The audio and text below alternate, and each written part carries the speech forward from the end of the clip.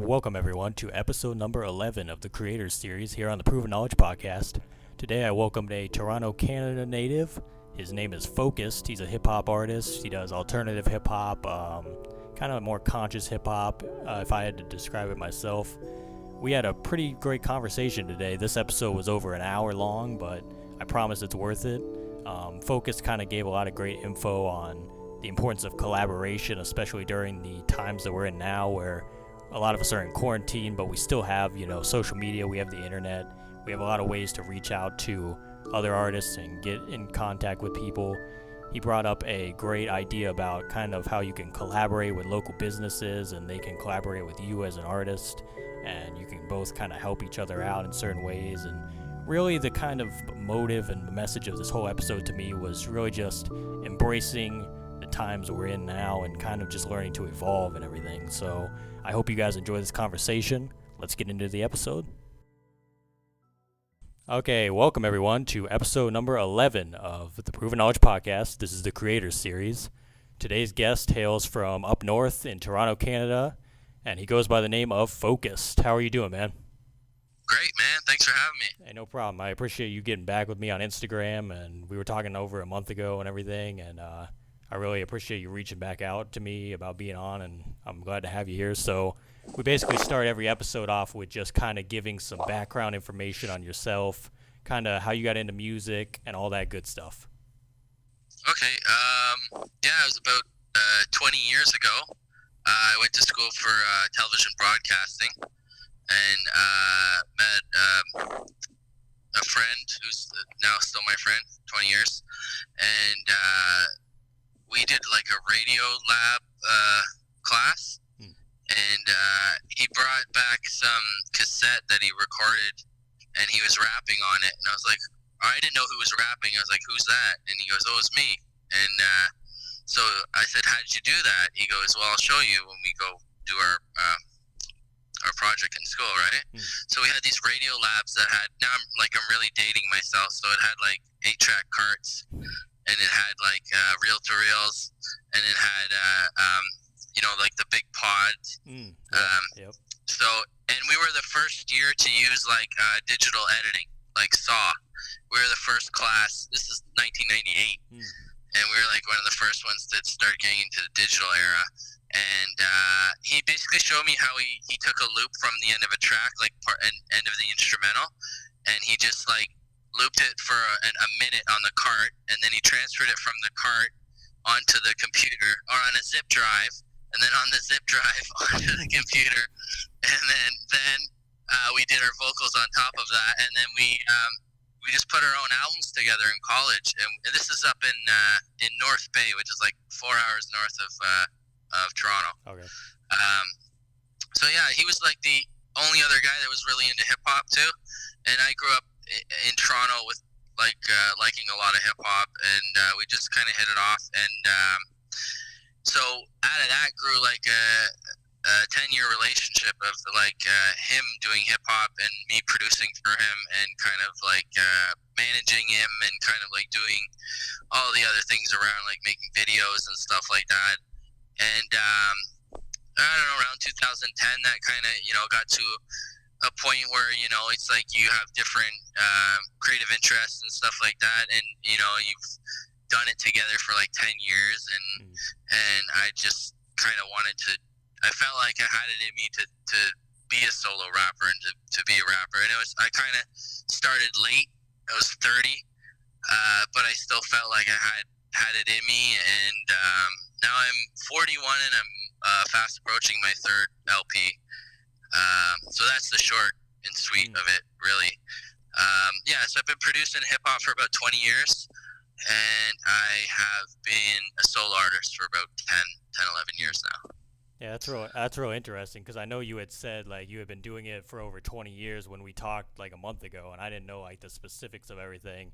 And I know in 1998, just to put things in perspective, I was like a year old, so I obviously you got years on me, sir. So that's half my life. It's big perspective. Yeah. So, but that's like awesome to hear though, that you've kind of had like that many years just put in the work and everything, and just been able to like love it. Work with different people. Love it. So. It just because like I know a lot of people, like especially when they feel like they, like you said, you didn't really start the solo artist thing until you were around 30 or 31 or whatever. And like I know like a lot of people have the perception of like you got to be like young to do this and this, and I never really thought that was like true. I think it's just like, do you have the work ethic, and like do you really love what you do and whatnot, and like I assume for you it's very fulfilling to be able to do that still and kind of get the joy out of it that you did back then as well. So that's Yeah, definitely. not only that, and it's a mirror of a lot of life struggles too. You know, it's like if you really want something that you love and you want to work, that you want to, get good feedback from, you got to put the work in. Mm-hmm. So it's like it's an understanding of putting the work in and the results you get, and also something that's like you create from nothing, which is kind of cool. And it's just like it's just a thought in your head, and then all of a sudden it's like you have something completed, and then you maybe elaborate on it, you put a video and stuff like that. It's a great thing. It's a great process, and it doesn't matter how old you are. And it's that, yeah, it is, in the way, kind of like keeping up in a way as a young guy's game, I guess.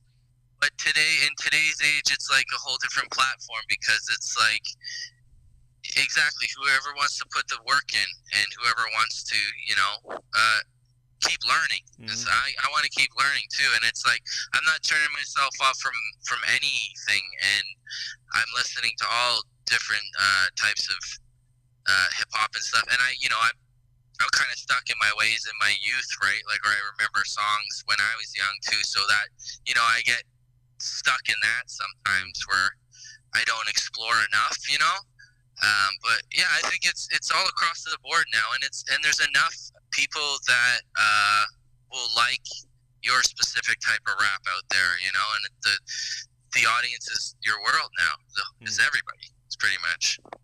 I know, like, just with the internet alone, like, just getting started is way easier than it used to be. Like, probably back even when you got started, like, you didn't have the same opportunities that a lot of people have now. And it's just like you said, like, no matter what age you are, it's just, do you know how to begin your career? Do you know how to continue to evolve in your career? And, like, I feel like it's still not easy, but it's definitely, it helps a lot to have, like, social media and things like that at our disposal now. That helps everybody out a lot more than it did back then. So, and like you said, just about evolving and like continuing to have like an open mind toward a lot of things. That's how like you're able to last as well, and that's how you're able to keep people interested in your stuff. So that's definitely great to hear that you have that.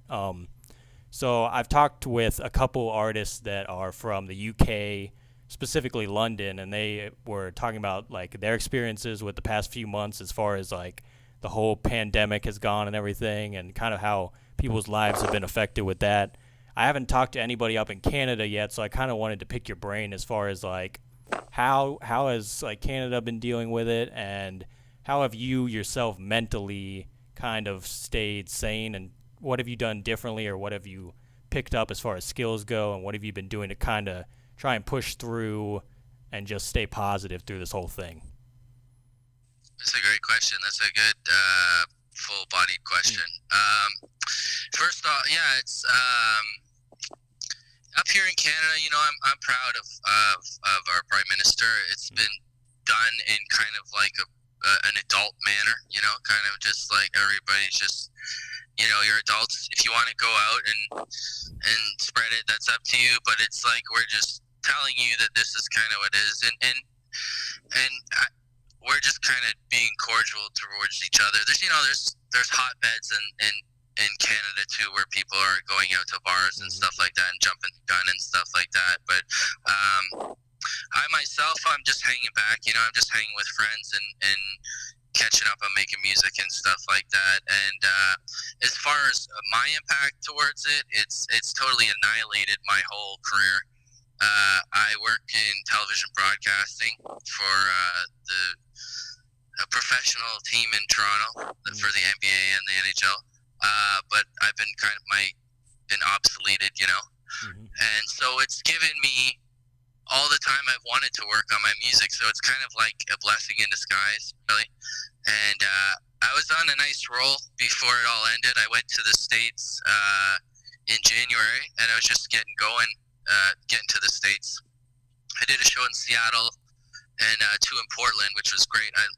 2 great cities, and 2 crazy areas where things are going off too. Yeah. And ironically is we did a video there for a song called Stay Focused, and the song Stay Focused is kind of, I wrote it about the water protectors about 4 years ago who were going through all the pipeline stuff. And the media was calling them terrorists and stuff like that. So I wrote kind of that in the hook. I was thinking, and kind of while we were there in Seattle, this was out. It was playing itself out as we were kind of shooting the music video, and it was just something we didn't plan. We just shot it, and it came out great. And my buddy who came with me, he was supposed to go to China, and he got turned down by our embassy for some reason, and he decided to come to the States with me. But he was on his phone the whole time, just looking at like what was going on in China.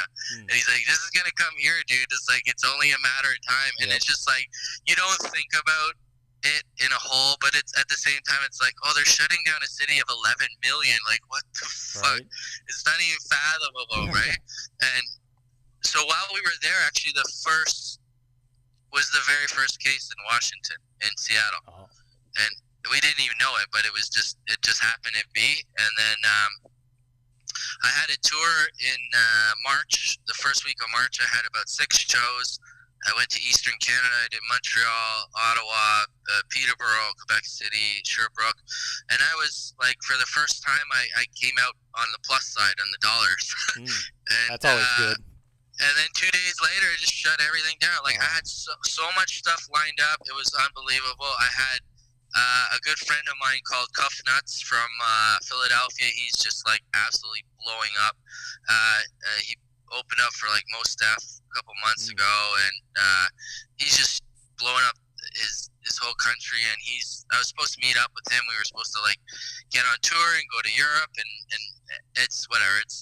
It is what it is. Yep. But there's things that it's given me opportunity to really catch up on a lot of my stuff, like finish my album the way I wanted to, work on a song in a way I've never worked on it before. I did like I just called up my friend and like, throw me a beat, and I recorded it, and I did it all raw, and I didn't want any editing or whatsoever, and just threw it out there like totally vulnerable, and just got it mixed and mastered like the next day, and just it felt good to do something like that and just like break out of the normal way of how I do songs and just break out of my comfort level.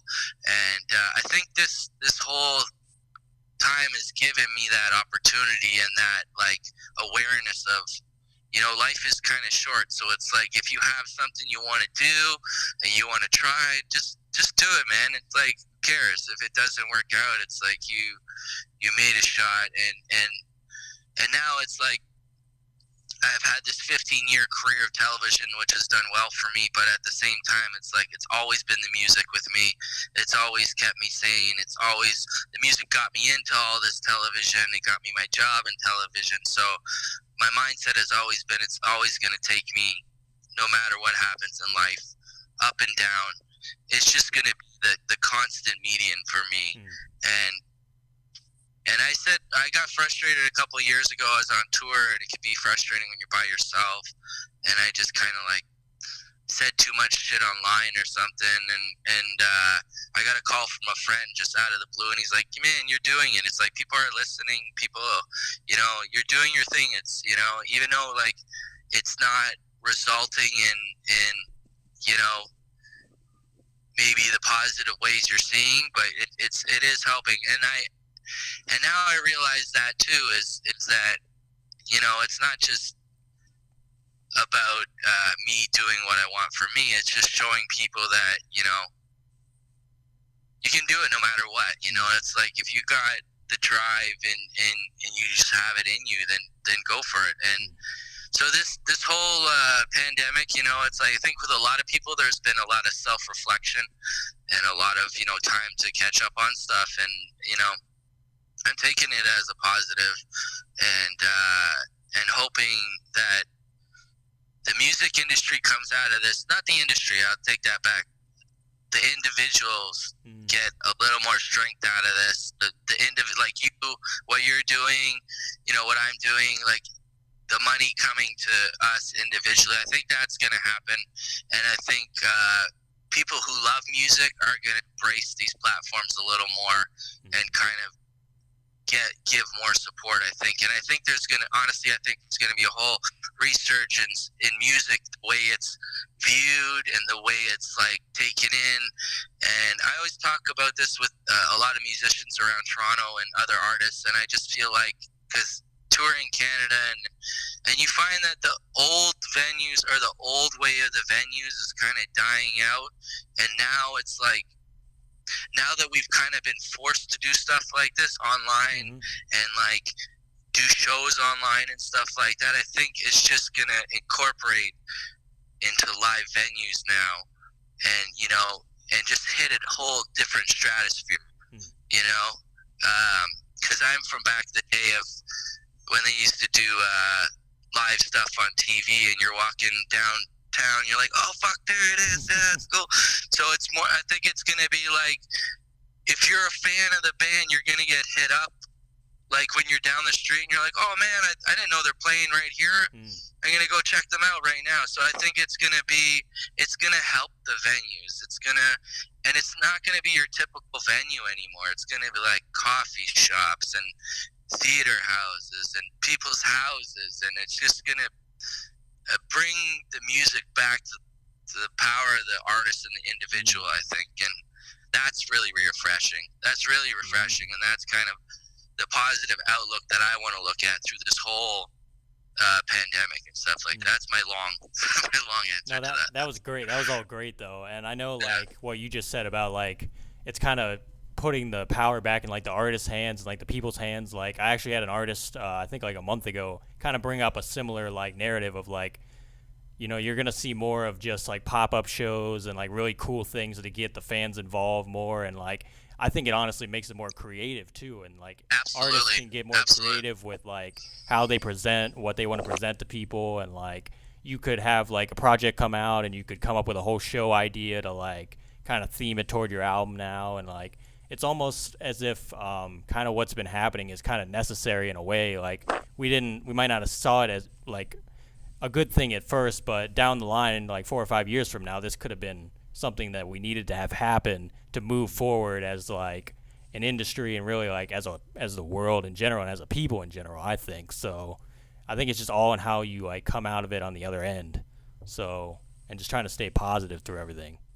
But I think absolutely, in my mind, actually, it's kind of like a resurgence of like a new renaissance in a way. It's kind of like a technological renaissance, and it's the education is coming to the individual and the artist, and stuff like this where we could teach each other and give the power to each other to get paid, because there's enough money for all of us to get a little bit off of this. And I'm not sure if you're aware of this, but I just learned, I'm like learning copyright stuff, and I'm doing online classes and stuff like that, which for stuff like this is phenomenal. And there's this thing called the black box. It's like a digital entity. And so if you're familiar with ISRC codes and and tracking codes, right? So if you don't have that tracking code and you just throw a track out there, it can make money, right? So it'll circulate revenue.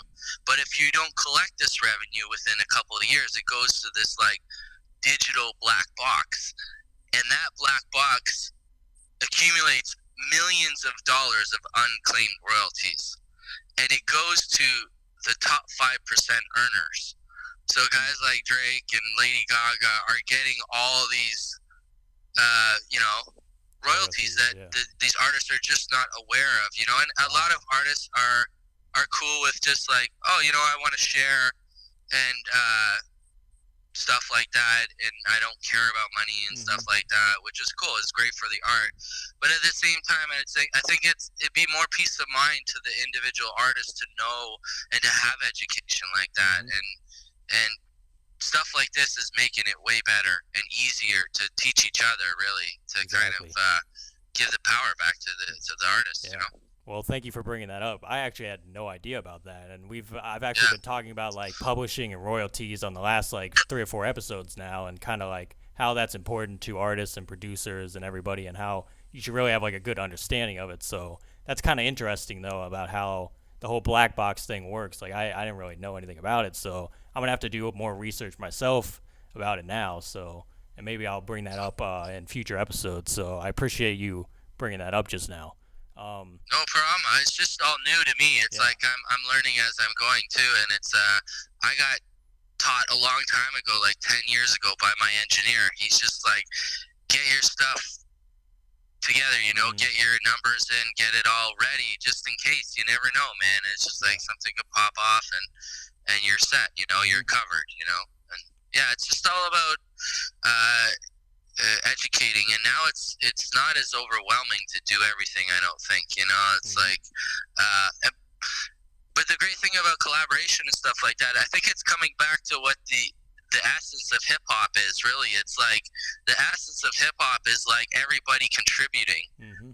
in their own skill set. You know, so now everybody can contribute in a way to each other's projects and stuff like that. Like Exactly. myself, I'm a videographer of 20 years, and I got no work, but I love shooting stuff. I love shooting music, and I love shooting little videos for artists. So now they'll throw me like 30, $40 here, and we'll go out and shoot something for like 20 minutes and stuff like that. And Mm. I love that creativity and that exchange, and I think there's a whole other like revolution of barter system going on too, you know, amongst Hmm. artists, where it's like, oh, I got studio time and I got camera skills, so let's trade, you know, a couple of hour for an hour or whatever. And um, but yeah, it's it was worrying me for a second, where it was like there was too much technology and it was kind of maybe taking away from creativity. Hmm. But I think it's totally different now. It's like people are using different creativity for the new technology, which is cool. And it's just the same when I was 20 years old. Like when we started using uh, digital.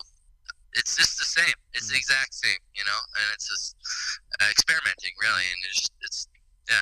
It's But, kind of like we talked about earlier. It's kind of just evolved in the same way, and it's just going to keep yeah, evolving. Like 10, 20 years from now, it'll be something totally different, and we'll have to yeah, adapt to that as well. So yeah, it's all very interesting stuff, and like I think as long as you stay on top of that stuff, you'll be in good shape. And now's a great time to learn things like that. So you just mentioned exactly. how your engineer just gave you, well, not just gave you, but gave you a good piece of advice, career advice. What do you think or has been the best piece of music career advice that you've been given? Uh, One of the best music advice was from him, actually, and he Mm. says have value in your music. Mm. Don't don't devalue your stuff. You know, Mm-hmm. don't ever devalue your what you put out in your own heart. You know, Mm. even if it's not like 100% professionally done. You know, Mm-hmm. you made the effort, you put it out there, and then you learn. You build off that. So every project isn't perfect. It's perfect in a way that you've learned, and Mm. you're evolving. And I think the biggest thing is just to complete things. You know, just complete your products, and I've I've been fussy with things at the end, and I could change lyrics and I could tighten this and I could like more producing and that, but it's Mm-hmm. just like that's how it was at how I felt at the time, and and it's the same as songs. My first album when I was 30 years old, I'm not necessarily thinking or producing like that, Mm-hmm. you know. But I've evolved from that. I learned from that. I've grown from that first album, and yeah, it's all about progression. It's all about how much you want to learn, really. Mm-hmm. And I think any advice really is just kind of like do it on your own. Really, it's because everybody's got a different way, and every especially in rap and hip hop, it's like everybody's got a different story, and it's the great thing about it and the unifying thing about it is just like the nucleus of it is like the love for hip hop and the love for rap. That's really what it is, and that's what's being passed on. Really, that's and no matter what medium you put it through, if you put it through a vocoder or a whatever, people want to get pissed off at, like the Auto-tune what's the voice auto tune and stuff. That's to me, that's just experimentation. Yeah. That's just like there, it's like once that's refined, and you'll get it's also a way of branching out, in different styles and stuff like that. So I think hip hop's led the way in that, in like using the ear in different ways and stuff like that, and experimenting and just and not worrying about what people think, And you get groups like Outkast coming out like that, and you get all different types of variations of hip hop of people's perception of how it makes them feel, I think too, like that's all very important as well. Like you can't just have every artist sound exactly the same, because there's no like fun in that, and there's no creativity in that. Like it's important that we have artists that come out every year and all the time that sound different from one another, and kind of just try to do different things. Because I don't know about you, but I don't want to hear the same thing over and over and over again. I like a lot of different styles of music, and like as far as hip hop, I think the reason I've always gravitated toward hip hop from like when I was like 10, 11 years old is because it was able to incorporate a lot of different genres into the one genre. You know what I mean? Like, especially back when they were sampling a lot of things, like they would sample like 70s jazz, and they would sample like 80s records and stuff like that. And like, that was so cool how you could take all these different styles and put them into one and make it a brand new thing. And like, even now, like a lot of the trap and things like that are like influenced by EDM and a lot of other things, and they just slowed the tempo down. So it's like the same thing continued, but it's just evolving and doing new things. And that's why I've always appreciated hip hop, and like compared to some other genres that try to do the same thing over and over again, I just like the movement of where hip hop has gone. Unlike a lot of people who kind of get mad at it, like you said, and they don't really like new styles, and they kind of think of like their generation's hip hop as like the only thing, and like that's cool and all, and it's important, but I think it's always good to be moving in a forward motion and not just stay in place with it. So, but so we're talking about hip hop and whatnot, and I assume you're a huge hip hop guy. So, what have been or who have been your biggest inspirations musically then, and who has influenced your music, you think, since the beginning? So I'll say overall first, and then I'll say Canadian. Okay. Canadian rappers. Well, Pink Floyd, first of all. I'm very heavily influenced by Pink Floyd. Nice. And the one rapper that really caught me eye right off the bat was DMX. His first album was just insanity. Like that, what is it, Dark Man X? What was the first album? I can't remember what it's called. Hell is Hot. Hell is Hot, I think. Or is it? It was like a red. I think it was like the red album cover. He's like on. Yeah, it's all blood. Yeah, something like that. Yeah, and this was just like, I may be wrong. It was like a year before Eminem came out, and it was like maybe a half year before Eminem came out. But DMX, it was just like, what the fuck? It's like nobody rapped like that, dude. Nobody thought like that and spoke it. Because it was like, I'm a thug and I'm tough and I can take a million bullets and I'm Scarface. That was the theme, right? But he came out and he's like, no, you get shot and you're dead. It's like, it's not, but he had this rage too that was just like you never heard before, and it was controlled in such a like cool way that was like, oh man, this is like he's really got something to say, you know. And obviously Eminem, when he first came out, it was just like, what the hell is this shit? It's you're just blown away. And I don't. I grew up in the '90s, so it's like I was lucky. In my teenage years, I was like 11 years old in 1990, right? So I lived hip hop through all my teenage years, and I grew up in the city till I was about 13. So I was heavily influenced by hip hop, and then when I moved to the suburbs, I was heavily influenced by rock and like grunge and stuff like that. So it was a great like overall opportunity for me to see two worlds. Like I grew up in the inner city and I grew up in the burbs too. So musically, timing, it was amazing for me because it was like the early 90s. I was in the city and I listened and grew up to hip hop, and then the mid 90s and to the late 90s, the grunge and other hip hop.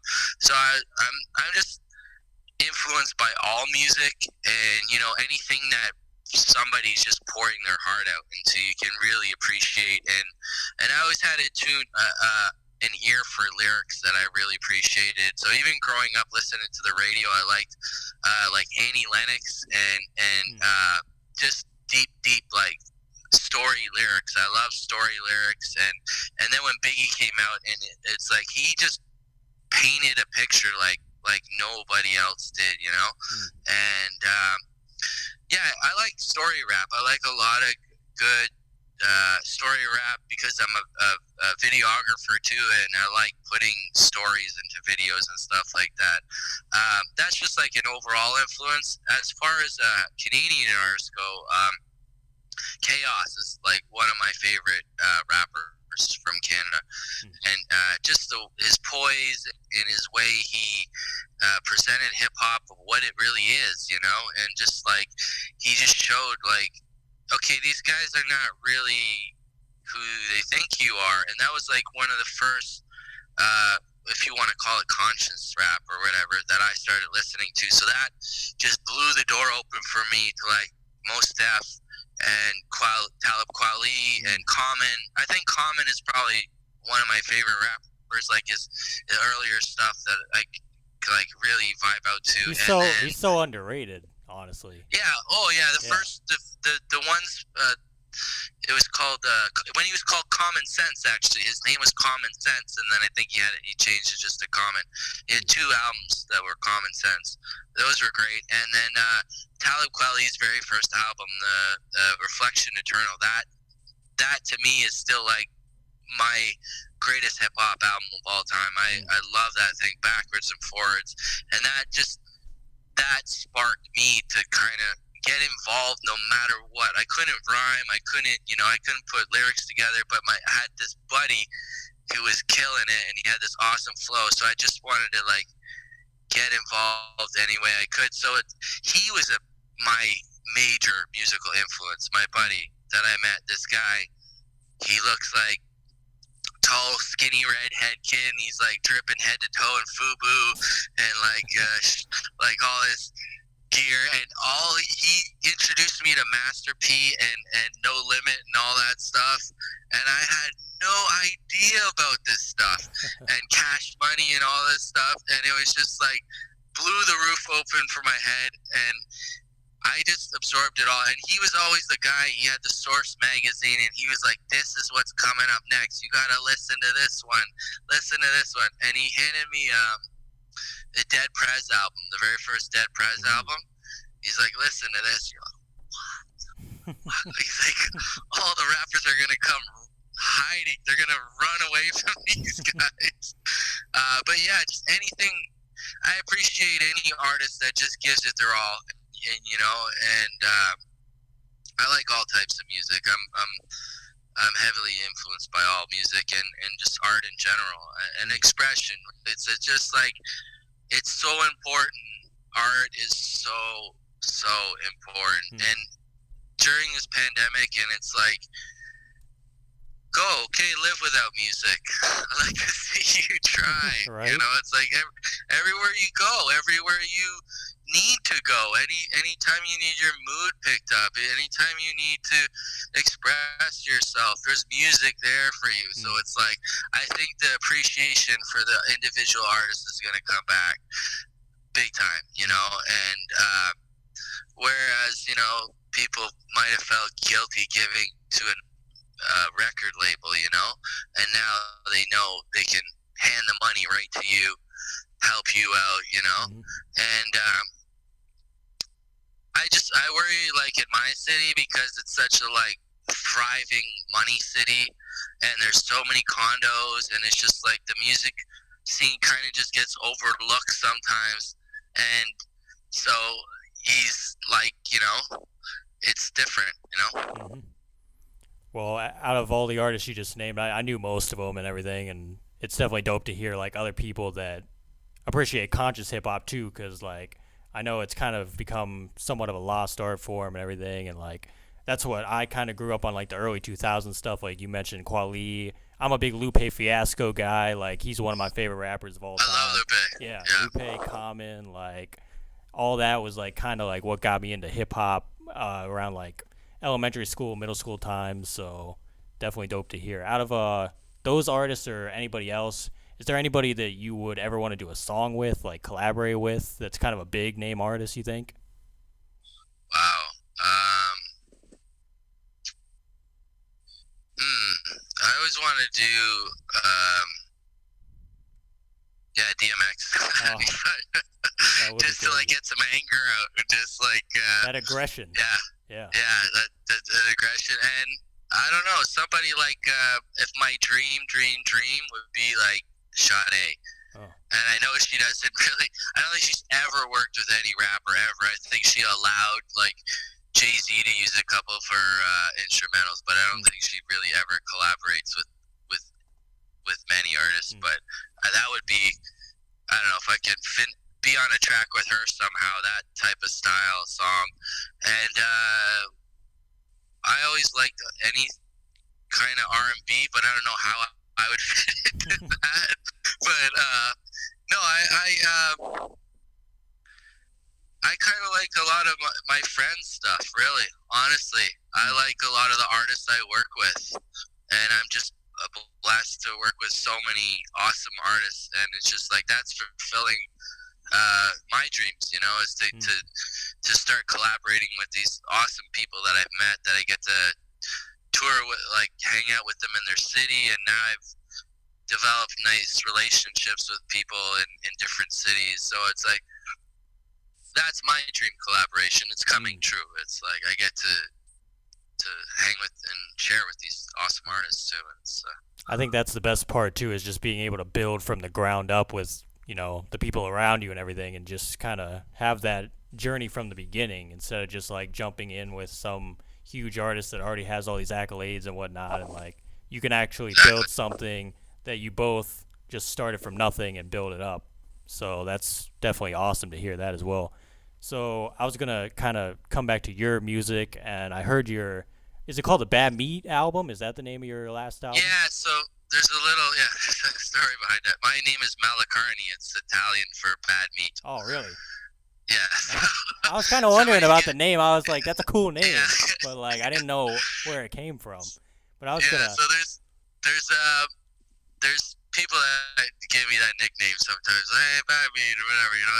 So it kind of stuck, and I don't know. This last album, I really, you know, I got some anger issues, so it's like I really deep dug into the dark side of my mind and allowed certain scenarios to unfold and play out, and just kind of I'm coming back to what I'm saying before of how healthy art is, and especially negative art, you know, especially, and if it's not like, if you're not like blatantly attacking somebody, or like, you know, that's not art to me. Like if you're going after somebody, that's bullshit. But if you're expressing yourself in your own inner demons, I think it's a positive thing to put it in an art form instead of somewhere else, you know. And that's really so I really dug like deep into that, and yeah. That, So if you want to elaborate on that, yeah. yeah, that's really, to me, like you just said, is just like channeling that energy into something positive is like the good way to go about it, not just attacking people and like starting arguments and things like that. So like, I didn't hear your whole album or anything, but like from what I heard, like you have a lot of like really cool like you like combine a lot of different styles in there. Like I heard a lot of rock elements, I heard a lot of like classical elements and things like that. So I was kind of just gonna ask like how do you think that kind of experimentation helped kind of get the message across of what you were trying to convey, and how important do you think it is to kind of like set yourself apart in that way as an artist and like kind of have that unique response to the issues you were dealing with? Yeah, especially when you're dealing with lyrics that are kind of uncomfortable, right? But you got to make the beats banging. Mm. If you don't make them banging, whatever, man. It's like I saw this old interview with Tupac, and they're just trying to like get him to say that he's a rapper, so they can say you're the bad rapper. So he's like, it's poetry, but I gotta make dope beats on the poetry to sell it. You know, it's great poetry, but I'll be sitting around with 4 people at a coffee shop, so I gotta make these dope beats by Dr. Dre with it for you to like understand it. It's getting through to you obviously now because it's annoying you, right? So it's only because it's when it's with the beat, right? So I have this. I want to do a census form. Actually, I want to do like a Pepsi Coke thing, right? Yeah. And I want to put lyrics, country lyrics, and rap lyrics. No instrumentals, and you don't get to guess. And I think most people will say it's the same. One's the same. You know, it's like storytelling. Yeah. It's just storytelling, right? And and this one was a lot of storytelling, and it was kind of like I jumped in the rabbit hole a lot too. So I went down those roads, and I was one of those out there,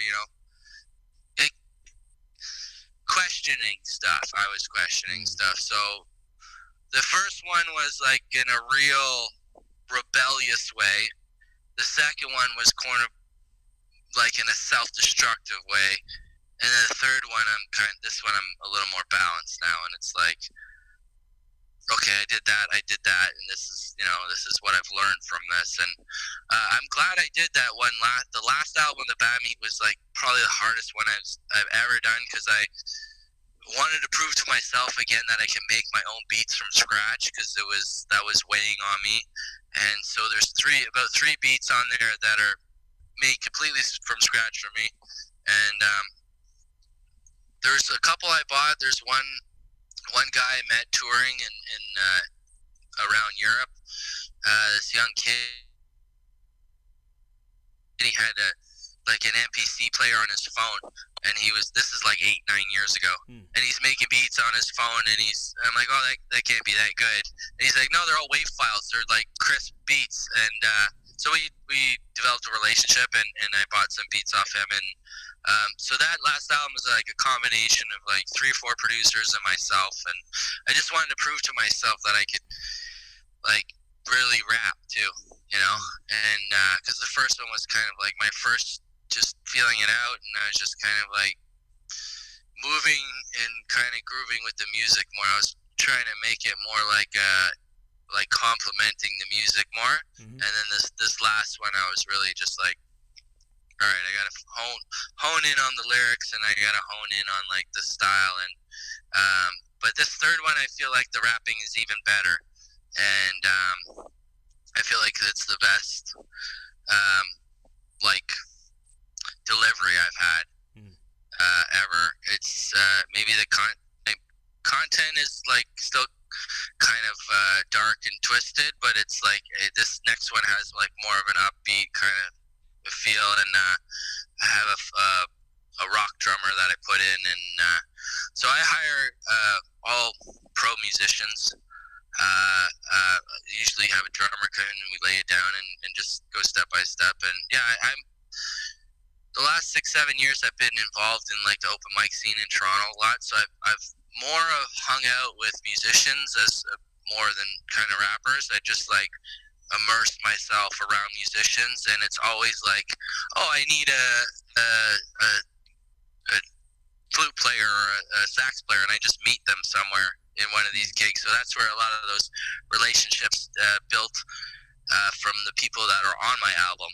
And it's a reflection of like jamming and kind of like collaboration of these open jams I've been influenced by, and all these other types of all different types of music and artists that I've been influenced by, and I've been very blessed and lucky in Toronto that Toronto is a very like diverse, multicultural. You're gonna get so many different styles of music every night, and Toronto is a great place that you can go anywhere any night, and there's like 20 different shows. Not now, but yeah, exactly. not anywhere, but not for a while at least. Yeah, but yeah, it's Yeah, I think like just your approach with it too, as far as like getting other people involved and kind of getting people that kind of had in mind what you were going for creatively too is very important, because sometimes I think people don't even have like the concept of their full like project and what they want to do and what they want to get across. And I think it's like you were talking about like the mood of the music. Like I would guess as a writer, I don't like make music like that or anything. I just produce. I don't like write lyrics or anything. But I feel like it's important to have the music to match whatever mood you're going for too. Like you don't want very like happy chords if you're not trying to be happy on this song. If you're trying to be serious, you want something more serious or like darker. And the same goes for like the opposite. Like if you're trying to make something uplifting, you want like uplifting sounding music that's gonna like inspire. So it's just kind of like finding the marriage between the two sides pretty much. And then like you said, you were able to produce some as well. So that is even better, I think, because you could just execute that full plan by yourself then too, and just have like both together. So yeah, and well, I've as I've grown too, I've learned to give people the part that they want to help you with their profession. You know, it's like lose all the hats. You don't need to wear all the hats. Yeah. And I was bad at that. You know, trying to do everything, and I'm getting better at bringing in people that are really good at what they do, and you know, that's what really my name means. My name Focus is kind of just like everybody that's doing it all with me. It's like from my cameraman friends that have helped me to the audio friends that have helped me, the techs that have helped me over the years, like everybody that I've met like all over the world, like performing, and it's this is what this name means to me. It's just like a focused group together on one, you know, we're just pushing the art form, you know. Nice. And yeah, it's I was maybe a little hesitant with, you know, like vocal collaborations, just because I wasn't maybe confident enough to, you know, to step on somebody's thing and do the best that I can. Mm-hmm. But now I feel like I'm comfortable with a lot of that stuff now.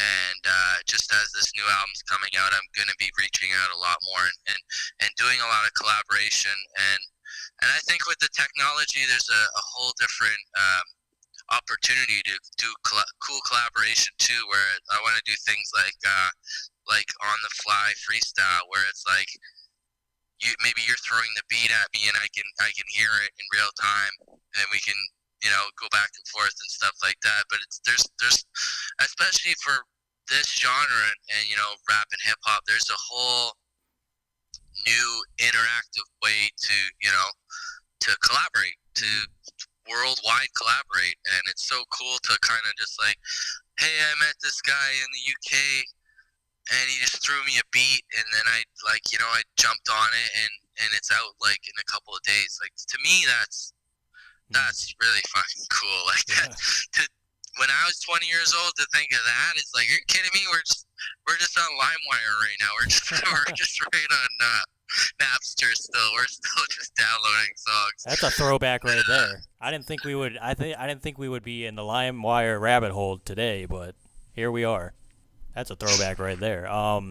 Yeah, but like you were saying about collaboration, like for example, like the first person to bought a beat from me was a guy from London, like, and that was like 3 years ago, and I was just like, this is crazy, like this just happened. We had a conversation on Instagram, and like, bam. Yeah, So, and like now with, like we said, the whole pandemic and everything, it's just like we're moving way more into a collaborative space, and I think like I don't know how true this is, but like I feel like back in the day, like collaboration wasn't as frequent as it is now. I feel like we were moving way more into a greater time of just being able to feel better about collaborating with different creatives, not just like musically, but reaching out to like videographers, like you said, and like a bunch of different creatives to help bring something really cool to the table. And it's good to get other perspectives too. I feel like sure you could do it yeah, all yourself, but what fun is that? You know what I mean? Like it's not really that fun to just sit there and do it all by yourself and just be alone. Like it's cool to yeah, get other people involved in what you're doing. So yeah. that's just kind of how I Exactly. believe it. And if I can, kind of crystal ball on this a little too, is that I think there's a huge opportunity and I'm going to try and do it in my neighborhood, but there's a huge opportunity for local artists to join up with businesses, small businesses, and especially what's going on right now. I think it's really important. It's like the both can really benefit from each other. And as I've started touring Canada and cool places like Portland and Seattle that I got to go, I'm seeing cool, awesome new places to do music, and the venues are new and they're local, and it's like everybody's supporting everybody. It's great, and then it's like you got the entertainment from the artists, and then you have the local support of the local businesses, right? So it's like, who needs more help than anybody now? Is those two. And it's like those two can really help each other out big time. And it's like, so think outside of the box. Don't think like, okay, and this is the thing where I've maybe I can, if young hip hop guys hear me, this is something that you can take away from it. But it's like, every time I go to book shows, people are like, okay, there's two places in the city to do hip hop. You do it at this club and you do it at that club. It's like, nah, bro, I can play it anywhere I want. And it's like, I don't want to just specify hip hop to these clubs. It's like, maybe people don't want to go to these clubs anymore and listen to rap. Maybe they want to sit and have a coffee. Maybe they want to just relax and play a board game and listen to your music. It's like the whole way of listening to it is totally new now. It's totally changed. So it's like, what do people want to go and do now? It's like they want to chill. They want to like relax and get together with friends. But it's at the same time, they still want to see what's out there. They want to see what's new, and they want to be so.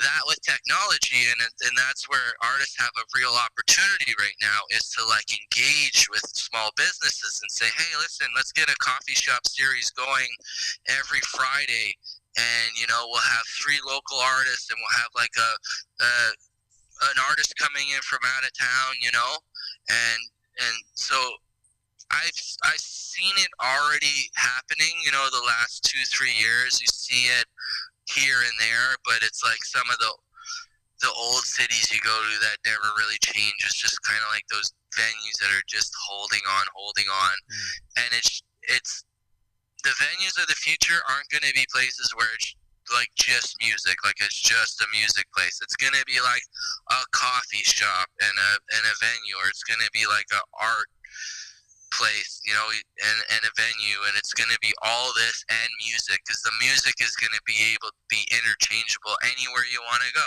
Like, look at us right here. I'm on my porch talking to you, doing a podcast, right? And so like you could do like a hip hop show with a DJ in the middle of the field, right? If you wanted to.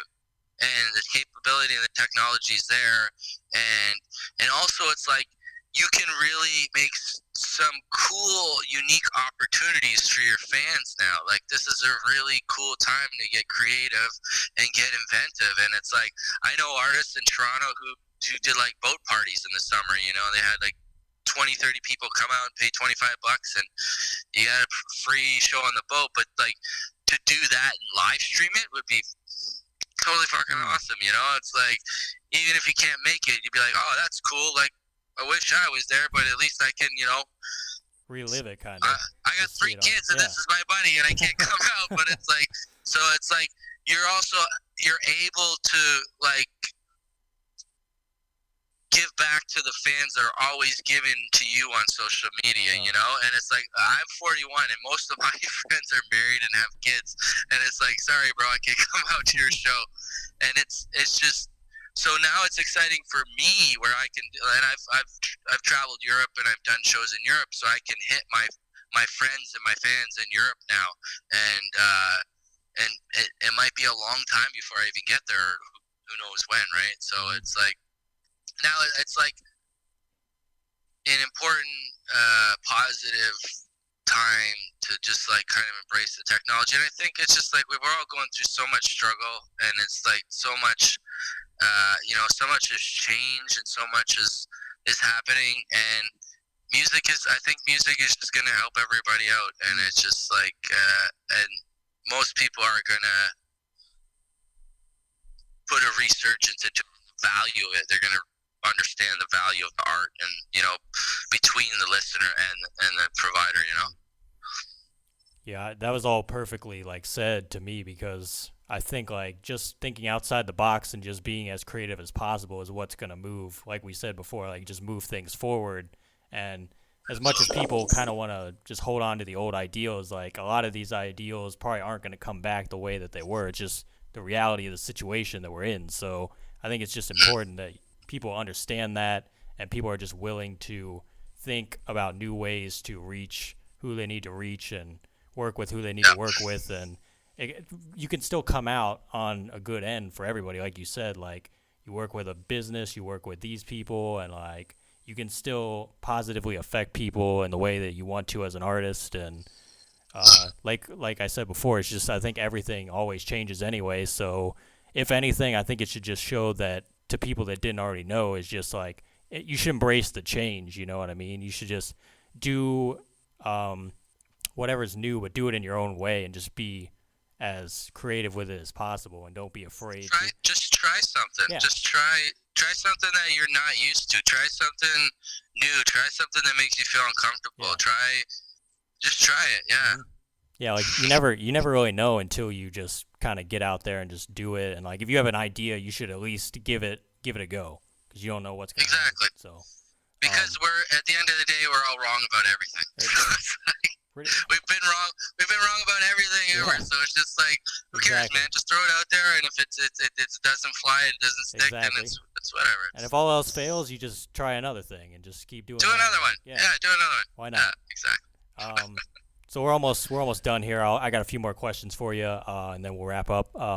So if you could go back 10 years ago, to kind of like give yourself advice or anything like that, what do you think you would tell yourself? Be patient. Just be patient. Just like do your thing, and you know, things will work out. I rushed a couple of things sometimes, and it was just like for no reason. It was just like, oh, I got to get this done. It's like, well, why? But I think internally it was me, like I said before, just getting it done and learning from it, and building off of that. And I wouldn't do it any other way, because it led me to the road I'm here now, and it's given me the awareness and opportunities that are going to present itself in front of me now. So, yeah, I look back on that time, and there was a time when I recorded my voice for like 3 times, and I absolutely hated it. I just didn't like it at all. But it was just like, I'm feeling something. I know I can't ignore it. So just keep pushing. And now it's come through, and it's like, it's I remember that day. I really remember that day, and I wouldn't change that because I questioned myself, and then at the same time I pushed through with what I felt like was in my heart. Mm. So if you could kind of, let's flip the script here. If you could go 10 years in the future, where do you think you want to be in your career and just kind of in life in general? Mm, cryogenically frozen. No. With Walt Disney. Yeah. Yeah. No, I just like everything I was just talking about earlier. It's just like a lot of collaboration, and I see like, a resurgence of touring with the individuals, and great stuff like, Canadians going with the German or somebody from Eastern Europe, or like even open up I hope we can open up the whole world of music and do things like go to Africa and work with an artist there and it's just I think music is just gonna break these barriers down, these mind barriers, these old like you can't do this, you can't do this is like you gotta do a whole hip hop show with 18 hip hop artists, and it's breaking down all the walls of what you perceive as stereotype, right? And same thing with music. It's with rap music, right? Where now people are being exposed to like a whole bunch of amazing rap, and they're just like, well, they're not saying anymore. Like some people say, oh, I don't listen to hip hop, but it's like now you can't ignore it because there's like it's everywhere. So yeah, I see that like in the future of that beautiful collaboration with more artists and more using the online technology to help individual artists help each other. Nice. So I know you were talking about your album kind of throughout the podcast. When can we expect that out? Is it going to be out this year, or you got plans for next year? I do have plans for the fall, and I've learned recently how to release an album, and I've kind of had to let go of my 1999 mentality of like release the album and just grind it out. Now it's just like I understand that how valuable each single is, and so I'm releasing one single and I'm putting a whole lot of material, multimedia around it. Like I got some sick camera stuff that's coming out, and so I'd say August 17th is when I'm dropping the first single. It's called Papers, and it's kind of like the theme of it is like rewriting history. So it's fun. It's the beat's real catchy, and it's like it's got a saxophone on it too, and it's and the lyrics are kind of like, what did he say? So it's still got the controversial edge of the lyrics to it, but it's nice and upbeat. People can dance to it and stuff like that. Nice. So that'll be coming out August 17th, and hopefully the full album by October. So nice. I'm looking forward to hearing that and the single and everything. I'll have to check it out. I know you're on Instagram. Are you on any other social media where people can find you at? Yeah, I'm on Facebook and Twitter and YouTube. I have my own YouTube channel actually with my own podcast as well, and it's just audio. So I have sit down with local artists and we talk stuff, and I have a bunch of music videos on there that I've done on my own. And so you can check me at Focus Rap on Instagram, and the same handle as Twitter and Facebook and all that stuff. But I will have a website coming out very soon. It's called amgrinding.ca, and that'll have all my information on it. Awesome. I'll put all that in the bio of the episode too, where they can find you and everything. So, do you have any final words of wisdom for the listeners today? Not really. It's just kind of do your own thing. Just like if you feel it, just no matter what anybody says, just do it, man. If people are not going to be on board with you, just do it, man. If you have the drive and the feel to do it, if you can't get a band together, you can't, just do it. Get out there, get in your music scene, get out there and just make shit and just meet people. It's all about meeting people, and everybody has something to offer each other. It's really that's all I gotta say. Well focused. I appreciate it. Again, I appreciate you reaching out to be on the episode today. That's all I had for you. Thank you very much, sir. Yes, man. And it's kind of interesting to get you on the other side because you said you're a podcast host. So I'm glad I could get you on here as a guest. And hopefully we can do this again sometime. Hopefully when quarantine kind of like gets out of here. I don't know. Yeah, and where are you located again? I didn't even get that from you. I'm in Ohio. So Awesome. yeah. So I would love to come down to Ohio whenever I Yeah, can and man. do a show, man. Hopefully we can make it happen, bro. Awesome. Awesome. Hopefully one day. Sweet, man. Well, you have a good one, bro. I appreciate it again. Anthony, thank you so much. I really appreciate the opportunity, and best of luck with all the future episodes. And keep doing what you're doing, buddy. It's good stuff. Well, man. it means a lot, and you too, man. I wish you luck on everything you got going for you, man. I love all the live producing too. That's awesome stuff. That's really cool stuff. That's good stuff. It's good to hear that people kind of like it, so I'm gonna keep doing it. Yeah, I love it. Keep doing it, brother. Awesome. All right. Thanks. Have a good one, Thank man. you so much for having me. You too. Yes. Take care, man.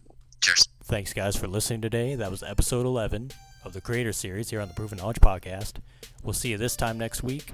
Just wanted to say real quick, I appreciate the positive response that we've been getting on the episodes. We're only 11 episodes in, so I'm going to keep it going for you, try to get these out every week. And like I said, we'll see you this time next week. Thanks.